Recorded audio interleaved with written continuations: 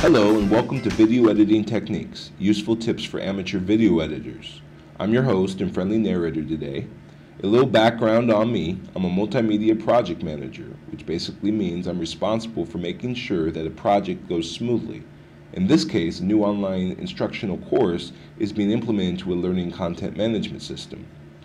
So here's what we're going to be learning about today. In video editing, there are three basic cuts that you need to know about: jump cuts, match cuts, and cutaways. So let's dive right in and talk about jump cuts. Amazing to think that in the early days of film, people thought a jump cut looked like a mistake, but they gained popularity as a certain aesthetic. So this is what a jump cut would look like.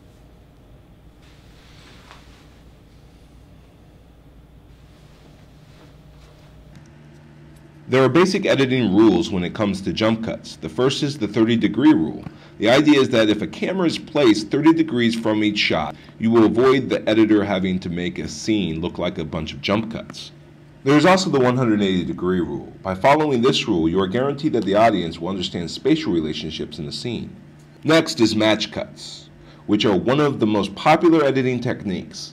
Think of this like seamless editing, where the audience never really notices the cut taking place. That's usually because they're too busy being drawn to the action.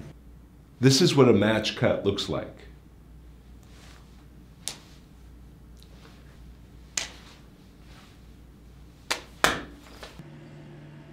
Next are cutaways.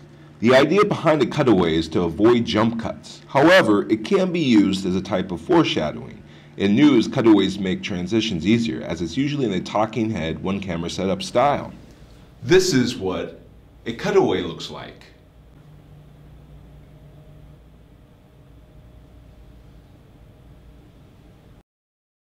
So let's review. Jump cuts. Just remember that they can be avoided if following the 30-degree rule. And remember, if you're a cameraman, to set up scenes based on the 180-degree rule principle.